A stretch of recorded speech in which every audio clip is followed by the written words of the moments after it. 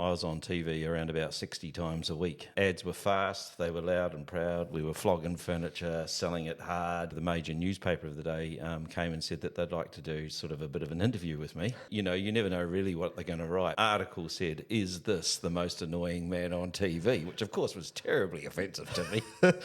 we got to an $80 million turnover, but then we had some financial toughness. Paul and I ended up selling out of fantastic furniture to some very wealthy people. And then within 18 months, it had floated on the stock exchange for $1 billion. Competitors were coming all the time, and that's why we had to have a competitive advantage. And we were the cheap players. We wanted to be in the bottom end. We wanted to be down there with the, blue collar workers, the grass, where the grassroots. And we wanted to capture people getting into it because we were cheap and numby. We were stack them high and sell them cheap. And I mean, I remember people going out of our stores with sofas tied onto their roof, no roof racks, just like tied onto their roof, and they didn't want to pay delivery charges. And they had sofas sticking out and chairs sticking out. I mean, that's what it was back then. Welcome to the Level Me podcast, where we rise to the level of those around us. And today we have the co-founder of Fantastic Furniture and my father, Jonathan de Jong. Jonathan, welcome. Thanks, Jordan. Lovely to be here with you, mate. Mate, I'm super stoked. This is our first ep. And I think one thing growing up, like I obviously knew that you started Fantastic Furniture, but I don't think we've had a really in-depth discussion around the entire story and everything that's happened. I've heard bits and pieces, but I've been very excited to kind of break everything down. And my biggest memory of the entire thing is we've got this laminated newspaper. Well, we did have this laminated newspaper growing up where it says, "Is this the most annoying man on television?" And it's your younger face looking at me. Do you want to give me a little context around that? Yeah, well, I actually still have that today because it's my major claim to fame, probably. No, that was interesting. During the build period of that, I was on TV around about 60 times a week for a period of around about 7 years. And it was way back when Adam was a cowboy. And ads were fast, they were loud and proud. We were flogging furniture, selling it hard. And the TV company came and the newspaper, the major newspaper of the day, came and said that they'd like to do sort of a bit of an interview with me. And as they got in there, they asked a whole lot of questions, and then they asked me to do some live stuff on shot. So we just went for it, and yeah, and then you never know really what they're going to write. But the article said, "Is this the most annoying man on TV?" Which of course was terribly offensive to me. But the truth is, I probably was. So you had no idea what the title was going to be or anything like that? No, you really had no control back in those days. It was them just writing a story, but it was a 2-page spread in the Sydney Morning Telegraph, and it was quite a funny thing to do, At least they interviewed you, like it wasn't they just plucked it off a random shelf and posted you in there, because I can imagine you would have been annoying. Yeah, well. Wow. No, I'm just saying, like, if you think about today's advertising platform, it's all social media, like organic content. Correct. Doing ads on Facebook or YouTube or Instagram, and back then TV would have been the thing. Yeah, well, I mean, we're probably talking 30 years ago. Yeah. And there were 3 television stations, and Channel 9 was the biggest one of them, and we used to advertise across all of them. But if you were on TV, you were seen. Your product was seen. So just to get us back into the context of 30 years ago, Gary Vee often says this, is like the TV was the radio and the mobile phone is now the TV. Right. So was the TV had the radio kind of was advertising on radio still big back then, or had it shifted a lot to TV? Like, was sitting down at 5:30 to 7:30 predominantly what most people did? Yeah, I mean, I think the two were very different genres and used for different products. TV was definitely the be-all at that time, especially if you wanted to visually show somebody what you were doing. In our case, it was furniture, so we wanted to show the deal, show the product, show what we were up to, instead of just going... it wasn't so much brand advertising, which a lot of radio and that sort of stuff was. We were product advertising, and so product, it wanted to be visual, and so TV was the strongest. Yeah, that makes sense for us. Yeah, you would want the product to be there. Yeah, that's crazy. Yeah. Well, take me back to where it all started. Like, how did you come up with a concept of selling furniture, and where did that whole thing originate? Yeah, really, really interesting story. It was one of those things that we started like a good idea, no money. you know, we thought it was a good idea anyway. My business partner, he'd been in retailing before in the rag trade. And I had just done all sorts of things. I mean, I was a motor mechanic by trade. And we had both spent a couple of years working in the furniture industry, employed by furniture people from the industry. And we looked at each other one day and said, oh, we could do this. Let's have a go. So it really started, it wasn't called Fantastic Furniture first, it was called Woodstock Furniture. And all we did was sold outdoor hardwood, outdoor furniture and umbrellas. And so that's why the name Woodstock Furniture came about. Is that what you were both doing beforehand? Was it all outdoor, or had you done other furnitures before? Paul actually, my business partner, actually started it right in the very beginning, and it was only probably a month before then he asked me to get involved. Okay. And so he was doing outdoor furniture, and I said, oh, we can sell a bit more than this. And so we brought in plastic outdoor furniture as well. and then we thought, well, we can't call it Woodstock. So then we wanted a catchy name. So we started calling it Fantastic Plastic. Right? And then sort of summer finished and winter came around, and we thought, well, we can't sell outdoor furniture or fantastic plastic during winter. What are we going to do? So I said, oh, I've got an idea. I went and found a furniture manufacturer who made lounge suites and things like that. You know, did the old big spiel to them, how good we were, and we had a shop, and at the time we were actually in Parklea markets. So we had this little shop in Birkenhead, and we opened a stall or two in Parklea markets. And I went and did this deal on lounges, and then we thought, well, we can't call it Fantastic Plastic anymore because we do more than that. So that's when we changed the name to Fantastic Furniture, and that was the name that is still operating today, some 35 years later. Isn't that crazy, the evolution of the name? And you've done it to like suit your product as you've built it and increased it. Yeah. And just the seasonal changes, like it wasn't even this product's not working or this product's not selling. It's legitimately like, well, we're going to go through different seasons where people want to sit inside and outside and have different products. And how do we change that all around to bring it in? And I think when you've got a startup and you actually don't know what you're doing, you've got to be flexible. Oh, 100%. And you've got to be able to move with what you need to do. But there was a time where we said, okay, we've actually got to lock a name into the brand and start building that brand. And what is that brand? And Fantastic Furniture was it, and it's still the same today. So why did Paul get you involved? Like, what was the big kicker for him to go, okay, I need to get Jonathan involved in this? Were you guys, at the time, were you thinking like, okay, we've got strengths and weaknesses and we come together really strong?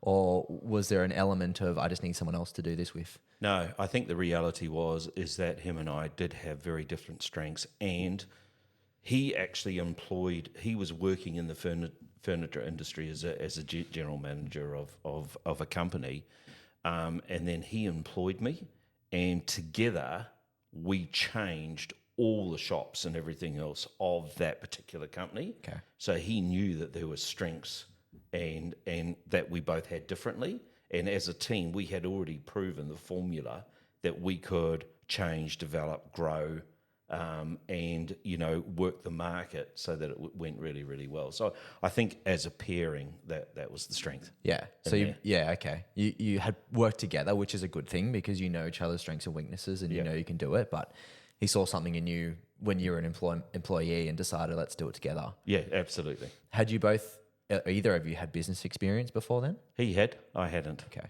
But he was just now a manager. Yeah. He was just a manager, and yeah. So I mean, it was always the dream that we'd do something. So that was it, and that's how it all started, really. So Parklea Markets, I remember you used to take me there probably every second weekend when we were younger, eh? Mate, you would have been the .I then, weren't you, eh? Just a cheeky little kid, still are.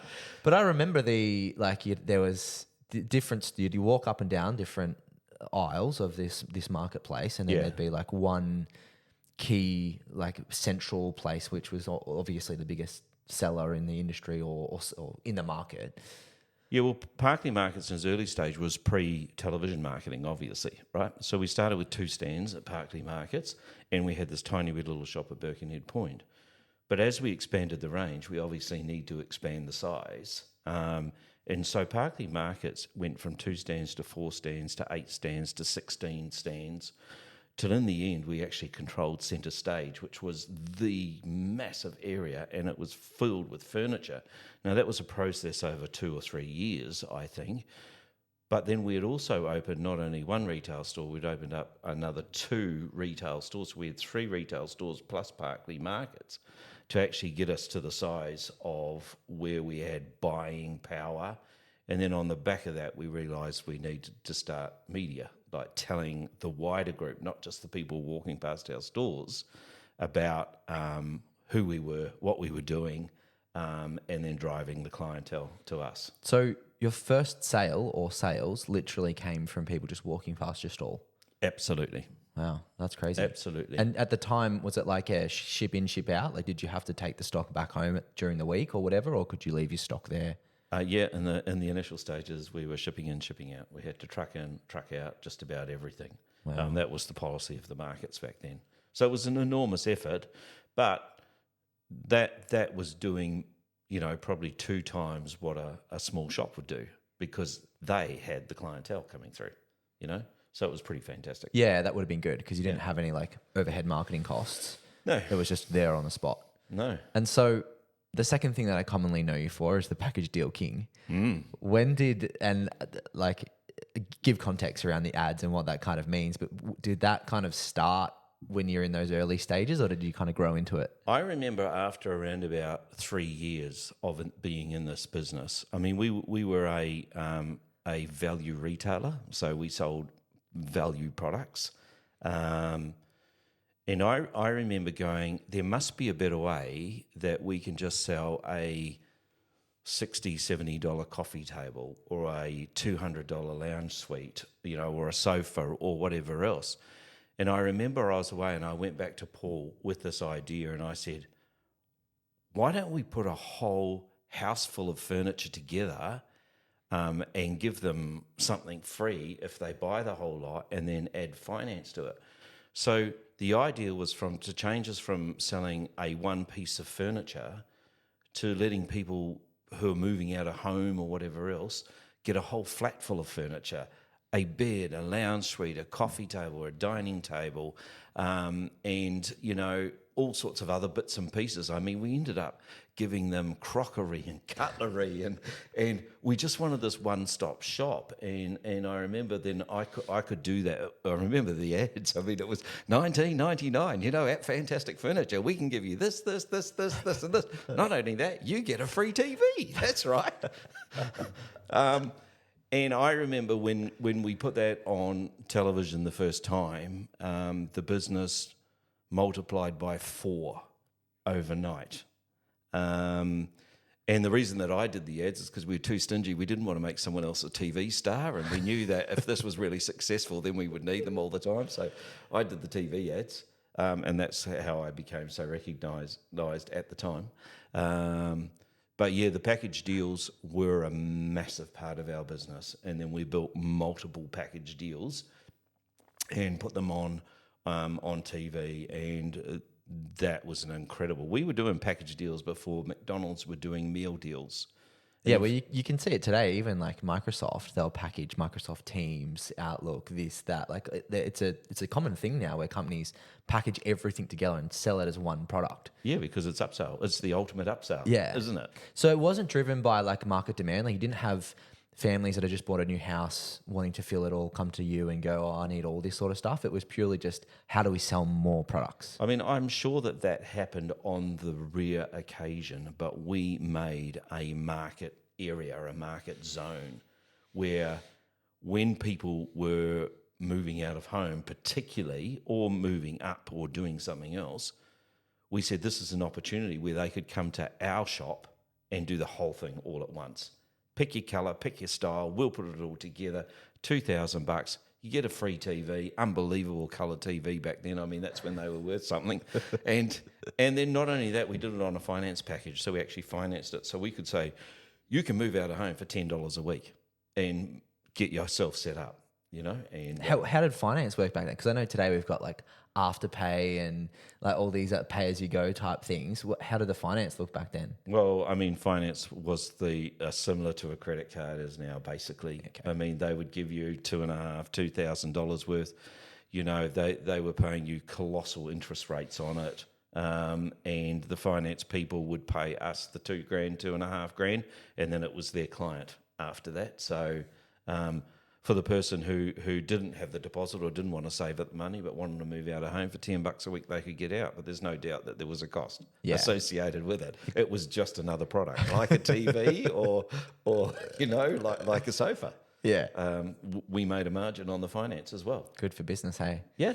So I know 3 years it doesn't seem like a long time, but when you're in the grind, it is a long time.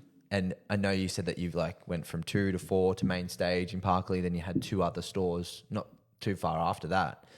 But what was it like in the early days? Were you guys just siphoning all the profits back into buying more stock and more product and then continuing to sell it from there? Or were things going really, really well from day one? I wouldn't recommend anyone do what we did. It was, I remember it was 14-hour days, 7 days a week, and no money. Like to build what we built as fast as we built it with no overdrafts, no loans, no money. We started this business with $2,000 and a beat-up van, right? 6 years later, we were doing $80 million in turnover. 6 years? Yeah. 80 mil? Yeah. 30 years ago? Yeah. Wow. So it was an incredible ride, and it was probably the hardest 6 years of my life. It took everything. I remember there are nights where, you know, I'd call up Paul and just say, I can't do this anymore. I'm at my ends with, you know, and so to build something like that is incredibly difficult and incredibly focused. Yeah, I can imagine, especially if you're making like that much money. And I mean, I know you grew the number of stores quite quickly after that as well. Was there like a philosophy, or were you both just all in wanting to grow the business as quickly as possible? No, I think the real store. I think we had 14 stores and a huge manufacturing plant in the end. But I think the store location was based on the value of capturing the market that we were advertising. So we were in Sydney, advertising on the biggest TV channels. So therefore, we should pick up as many suburbs as is humanly possible, so that the advertising was you know, more affordable across all the stores, you know. So it wasn't even a thing of like we need to grow. It was more like, how do we make our advertising more profitable? Well, no, I think it was 2 in 1. It was like, why wouldn't we grow? We're just multiplying what we're already doing. But then, of course, there's so many other things come into it, like staff. Yeah, well, I was going to say that. So obviously, if you've got Parklea plus 2 others at this point, let's say 3 years in, you and Paul aren't doing it all. I'm sure you would have staff that would have started to come in. Yeah. How did that formula look? Was it like a certain number of staff on in the stores each day, or how did that look? Yeah, well, it was definitely that. It was that we had staff at Parklea Markets. We were always in them, but obviously 2 people can't be in every location all the time. So it was a matter of filtering through people, finding out who the good ones were, leaving them as leading hands, and then ultimately store managers. And then being able to grind and grow a team and all that sort of stuff. So it started with Paul and I. It ended up with, I think, around about 320 staff 6 years later.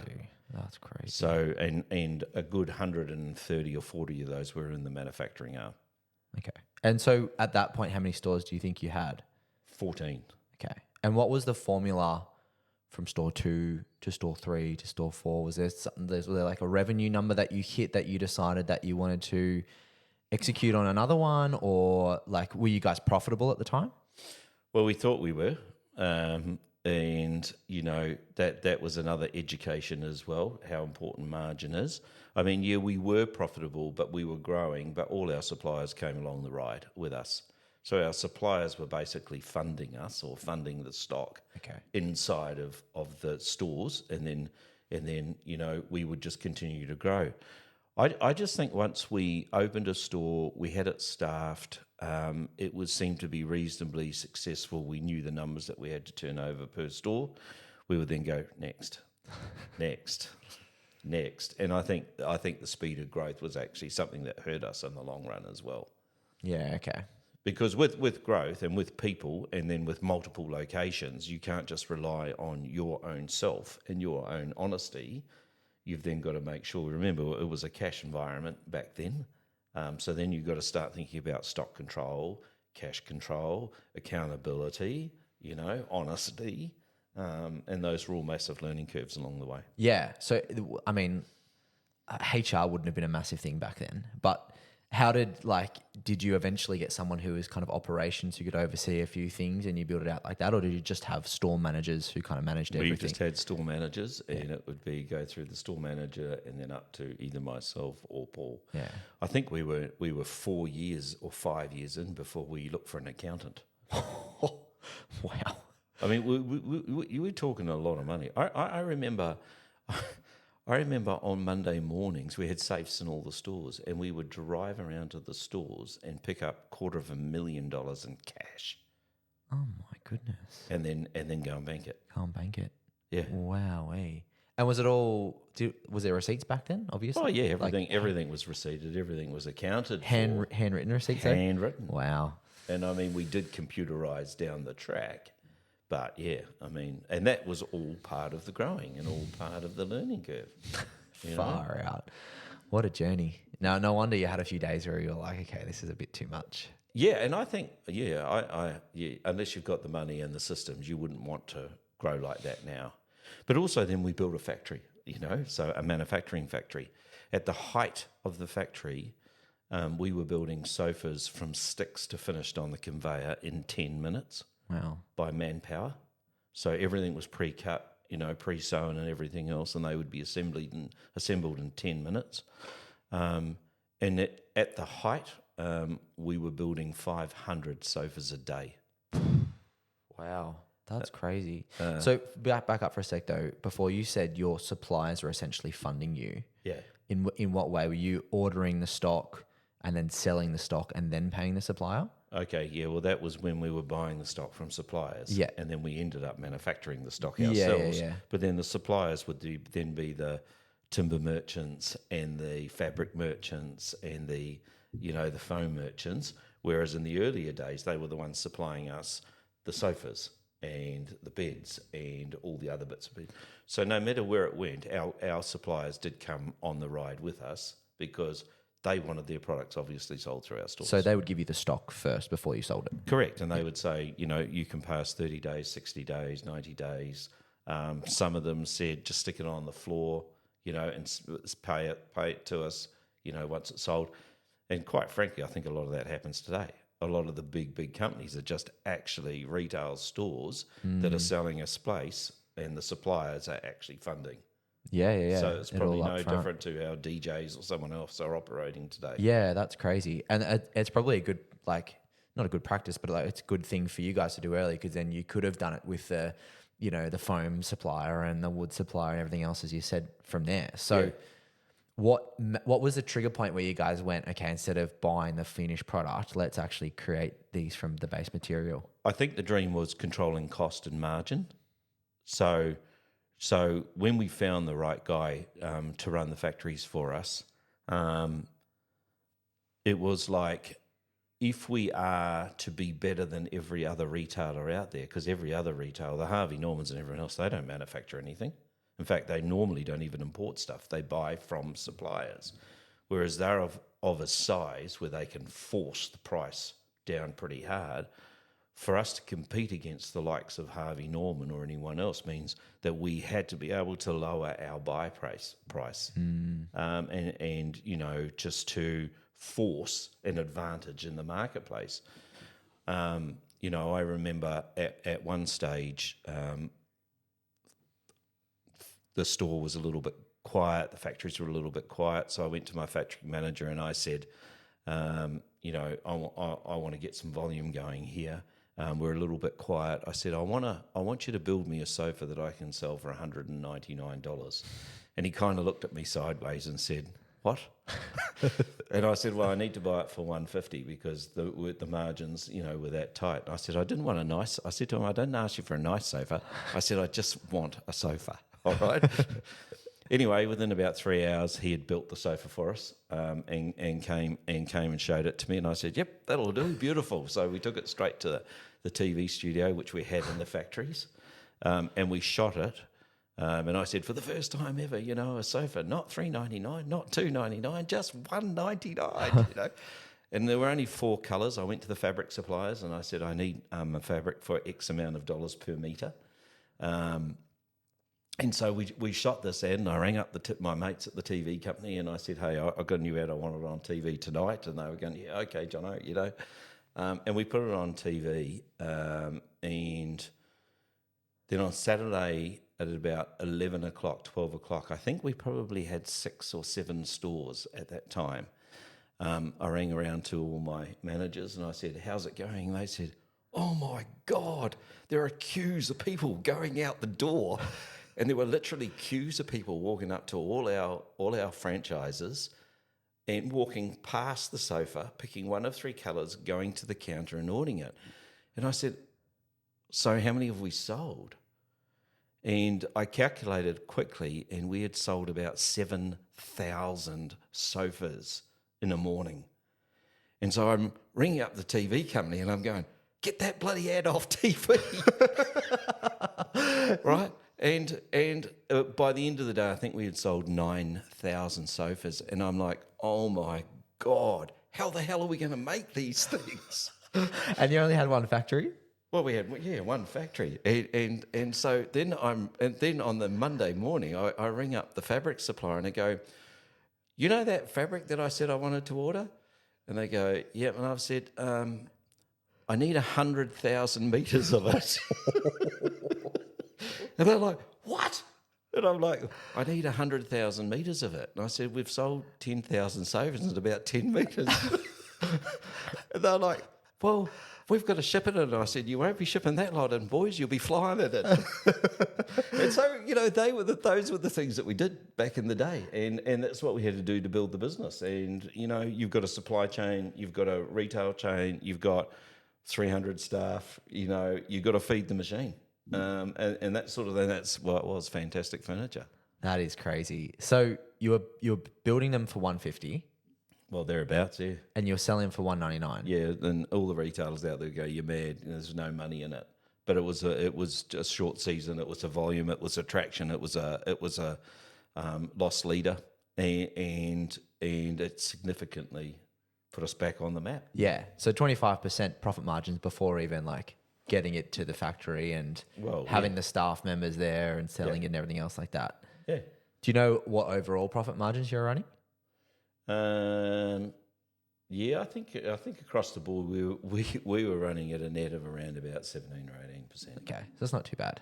But also with that, you're attracting people into the stores by doing that. We were building a brand. Yeah. So I think Fantastic Furniture is a public company now. It floated for a lot of money. It is still around today. We did the cost of building the brand. I would imagine their margins are now 50% gross margin, with 100% markup or maybe even more. But to establish the brand in the marketplace, you had to put a stamp in the ground. Oh, for sure. And if you're not prepared to put a stamp in the ground, then just don't do it. Yeah. So you mentioned Harvey's before. Who else were the major competitors back then? There were a few. I mean, there were a few in other areas of the country. Amart, there's a big player up here. Were they back then? Yeah. Were they still around? Yeah. Okay, interesting. Yeah, they're still around. And they were creeping down into New South Wales. They were us, effectively, in Queensland, what we were in New South Wales. Yeah, that's right. Because I grew up in New South Wales. We lived in, and I never knew of Amart until I moved to Melbourne. Yeah. And now they're up here as well. So yeah, well, they started up here. Okay. Yeah. So, so competitors were coming all the time, and that's why we had to have a competitive advantage. And we were the cheap players. We wanted to be in the bottom end. We wanted to be down there with the blue collar workers, the grass, where the grassroots, and we wanted to capture people getting into it. Yeah. Because we were cheap and numby.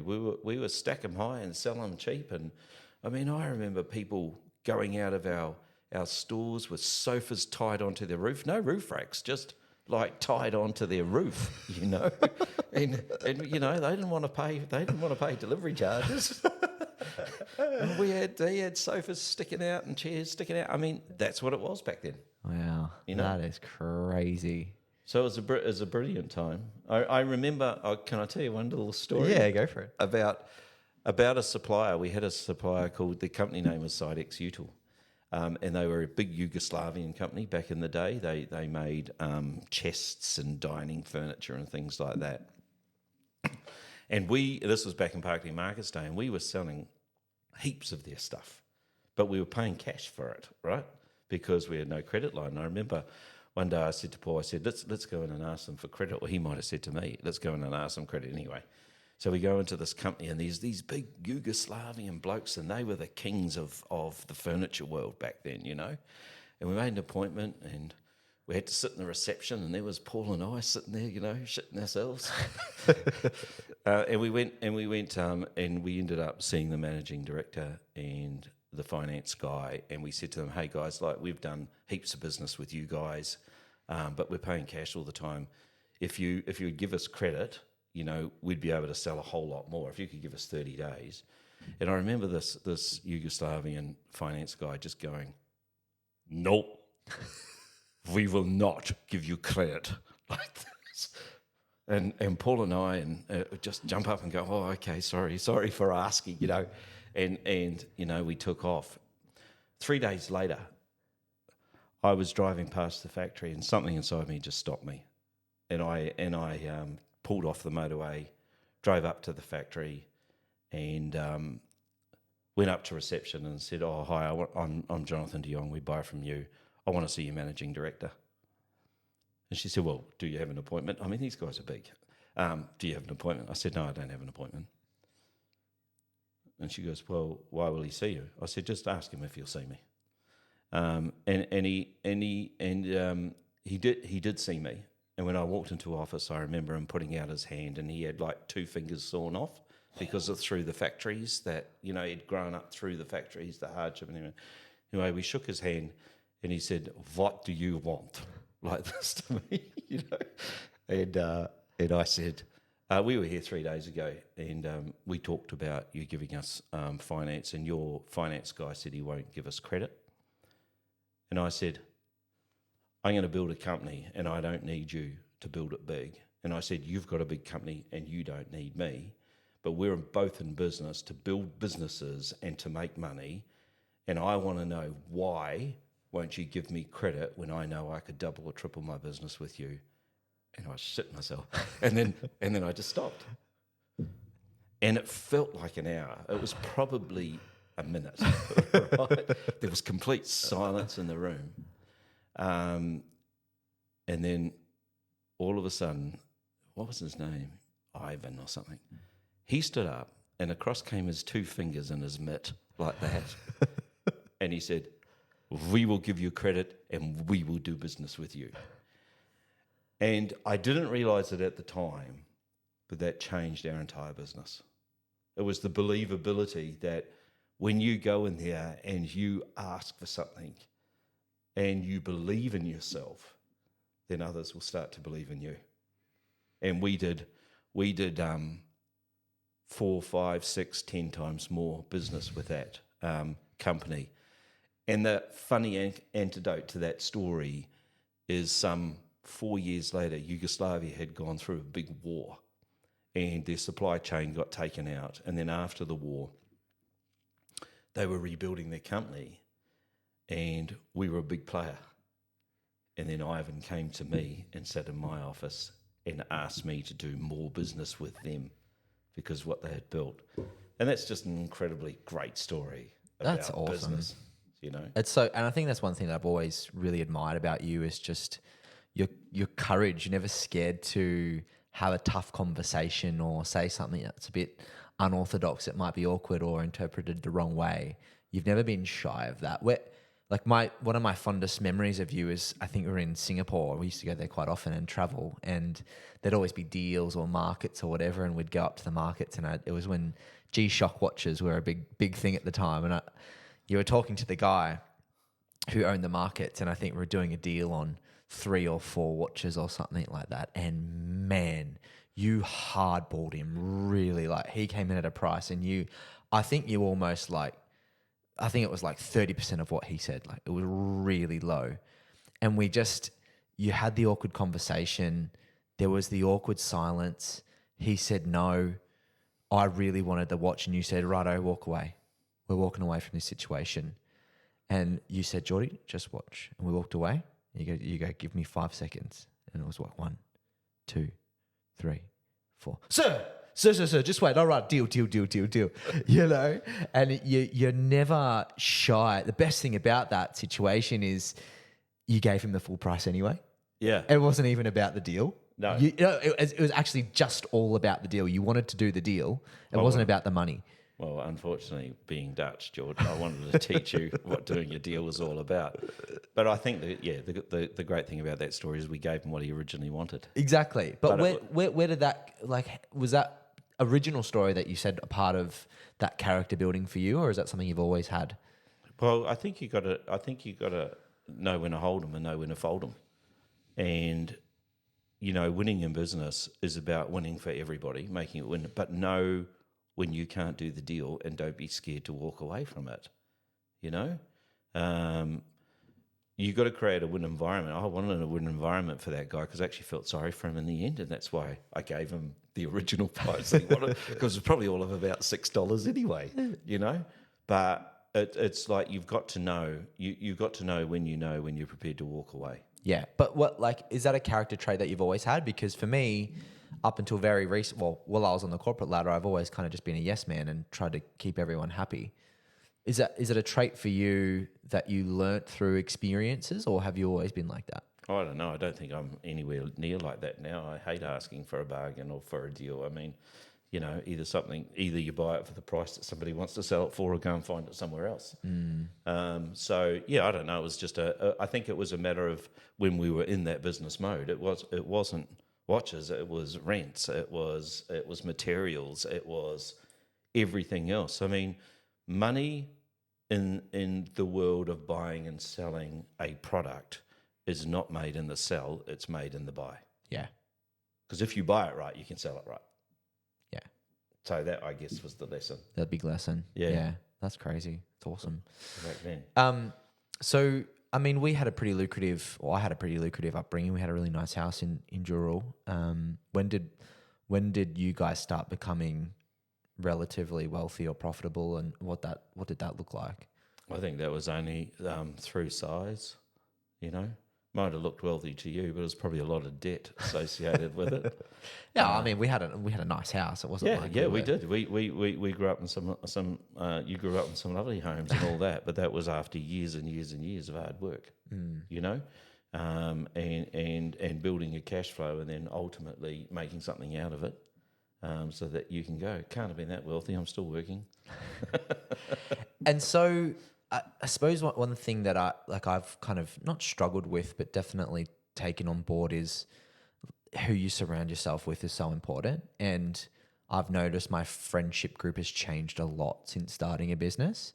And the things that I do, like for me, on a weekend, I'd used to just want to go out and have a few drinks with the boys, hang out, go to the pub, have a bit of fun. And now, like, I'm also getting a lot older and have a child, which is different, but it's the last thing I'd want to do. Like, I just want to get my 8 hours of sleep and get in the gym the next morning.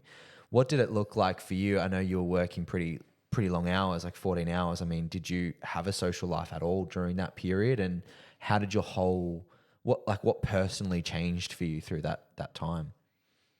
Yeah, I think time is really precious, and I think there are people who rob your time, and you want to give your time to the things that are really valuable. Your family is the most important thing of all, but there are givers and takers in this life. People who have a basic world of either they give or they take, and I'm not talking about buying you things. I'm talking about being valuable to you.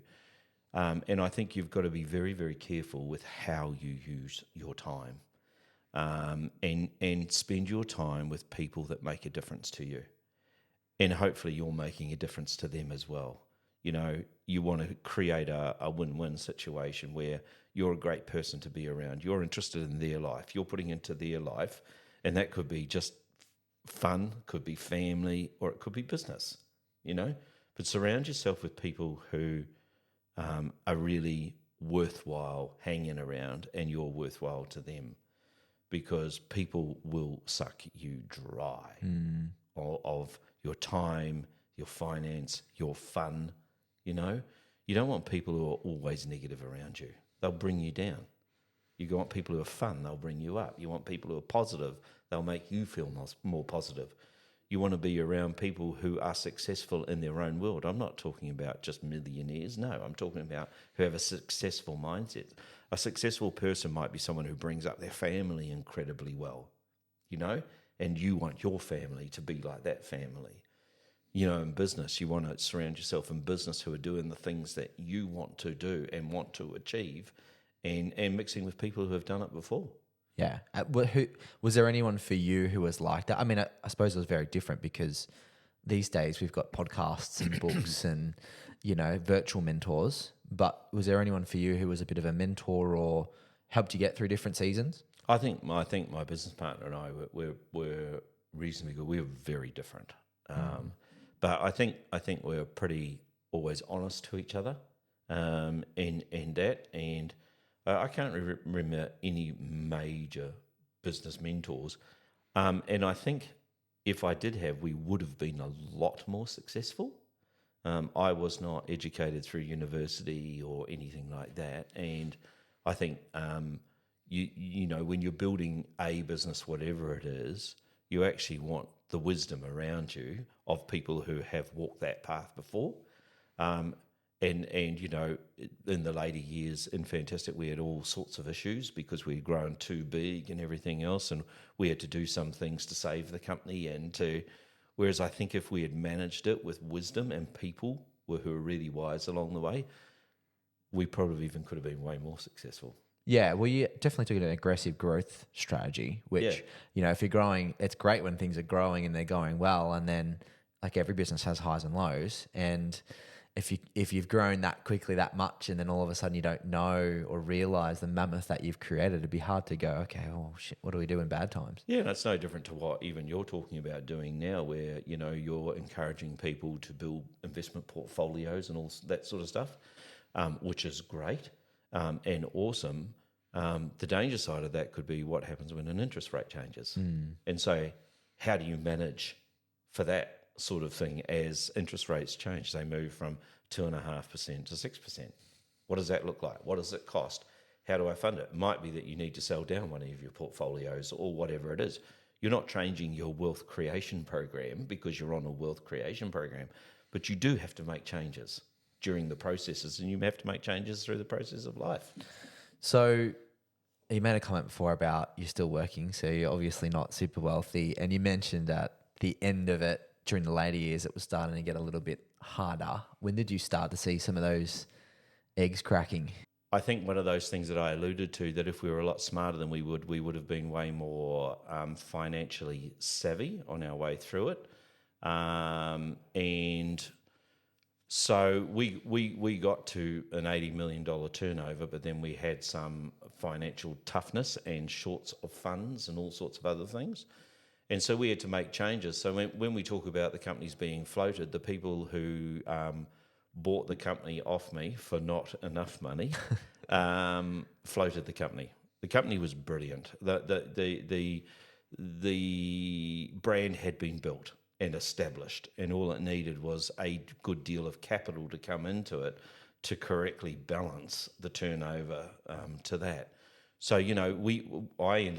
Paul and I ended up selling out of Fantastic Furniture to some very wealthy people who were pretty close to us at the time, and they saw what it was. And then within 18 months, it had floated on the stock exchange for $1 billion. Wow. 18 months later. Yeah, I think it was 18 months to 2 years later from when they bought it for us. They knew what they were going to do. And it's still on the stock market today. That's crazy. So, I mean, what was it? Did you guys just had enough? Like, was there a moment where you're just like, oh, let's get rid of this thing? It's been 6 years. We're over it. No, and it was under enormous financial pressure. We needed someone to come in and help us with it. And the easiest way, or the way that they wanted to do that, was to buy us out, take over the responsibilities, and then ultimately float it, which they did. How was the negotiations? Was there a period where you're like, oh, we wanted to keep a bit of it or a little bit of equity, or did they just say that hardball you? They were pretty sure they wanted 100%. And when you say they were close to you, in what context? Were they friends or? Yeah, we had done business with some of them. I mean, one of them was a property developer of commercial retail buildings. Another one was a merchant banker, and the third guy was an ex-owner of a very large retail company. And were they like partners together, or did they just come together to do the deal? They came together to do the deal. Wow. They knew of each other, and they came together to do the deal. Isn't that crazy? Yeah. So I don't like to hang on that for too much time, because I think my life could have been a whole lot more comfortable from the tremendous amount of work. But at the end of the day, it's actually not about money. It's about life lessons. I mean, the money comes and goes. And I've done lots of really fun, creative, great things since then as well. Yeah. You know? Yeah. Oh, it's all about the journey, and it's all learning curves. And when you say, oh, I'm still working today, I'm working today because I want to work. I don't think anyone has fun sitting down at home doing nothing, watching Coronation Street. I think, work is defined by doing the things that you love to do, and then growing, that to a certain area. And there are always changes along the journey. Like, I've done lots and lots of different things at different times, property development, real estate, all sorts of things. And they're all fun things to do. I mean, doing up properties is probably one of the things I love doing the most. Yeah, you've done a great job on your one. And it's true, like you can't sit down for 5 minutes without getting itchy feet. I can't imagine you not working anyway, you know what I mean? And I think that's like a really key thing to touch on is like what's life after, like, like once you've done the big thing and started the bigness and you're on your, I think so many people get caught in the journey, which is great, and you should enjoy the journey and enjoy the ride. But is that predominantly what happens after? Is like, okay, you've done that, and now obviously that you let the dust settle, but you still want to continue to work and do things and enjoy life. Well, I think when you're a creative person, you build things and you see that, you've got to find your thing. I mean, the thing that annoys me the most, and I see it around me today, is complacency and laziness, and people expecting for something big to happen in their life, and yet they're not prepared to do anything about it. It's like the story of Fantastic Furniture for me was about having a go. And not everything worked out exactly the way that we wanted, but boy, we had a go. And we really tipped it out. And that's my encouragement to everybody, is to have a flip and go. Life is not just about being safe and working for the man and just accepting what everybody wants to throw your way. Have a flip and go. And even if you fail, at least you had a go, and you'll find it along the way, but give it 100%. What's 100%? Got 7 days a week, and there's probably 14 hours of light a day. That's probably having a go. A lot of people think, I only need to work 2 hours a day and 3 days a week. That's not having a go. Yeah, and you would have, like, I know that it was hard work and hard yakka, but you would have been enjoying the journey. Like, it would have been awesome to see, you run an ad, you call the factory, you can get something made for $150. You go into the studio, you create an ad, and the next morning there's 9,000 sold. Like, that's fun. Yeah, that is fun. It's also a hell of a lot of pressure. Did you rerun the ad after you sorted it out? Never ever rerun that ad again. Not enough margin in it, and it created havoc. Oh wow, what a story. That's so your biggest growth hack for the business was essentially TV media. Definitely. Yeah. I mean, you know, it's very different today. It's social. I love social media. Well, I'm not a great fan personally because I'm very private, but I love where this is going. We're going from, a TV or a newspaper where someone's got to turn the channel on or open up a newspaper to see something, whereas as this whole social platform now goes and chases the people that are interested in it. That's the power of that. You're going and finding the buyers. The buyers aren't finding you. And that's the massive change of the moment. All business is about getting it out there. Getting it known, getting in front of people. Getting it known, getting it in front of me, and looking to be better than someone else who's offering the same product. Yeah. You know? Wow, that's crazy. What a journey. Yeah. And you were there for most of it. yeah, I know. That's great. How old would I have been? Yeah, you were pretty young. Yeah. Hey. Yeah. Craziness. I think probably five or something. Yeah. You would have been gone. How was that? How was like having a young child, toddler, and running a business? Yeah, more difficult. Did you start the business before you had me? I can't really remember, George. You put me on the line now. What are the numbers? It's just life. Yeah. You just continue to do life. Yeah. Yeah. Yeah. And so you just juggle another ball, Yeah. and make it happen. It's a bit like what you're doing now with your little one. Yeah. Yeah, exactly. You make it happen. You make it happen, Oh, it was good.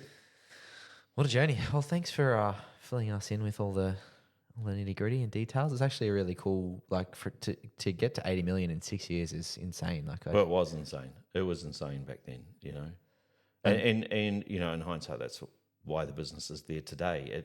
It was, we got size, not much profitability in it. Someone came along and then got a lot of profit out of it off the back of the brand and what we were doing. I mean, it even shocks me today when I very occasionally work into a fantastic furniture store. I think, blimmin' heck, this almost looks like the same as it did 30 years ago. Come on, fellas, lift your game. Well, they're probably smart. They're probably like, these guys built the brand, they did all the hard work, they set everything up, and we'll just inject a bit of capital and put it on the stock exchange. Products change, but the concept's exactly the same. So there you go. You built something good. It works, right? Don't change what works. Yeah. Why fix what's not broken? Been great being here with you, Jordan. Thanks for having me on, mate. No, thanks for coming on. Usually I'm the one saying thanks for coming. Yeah, no, great to be here, mate. I wish you well. Very proud of you and what you're doing. Thank you, Father. It's very nice. Cheers.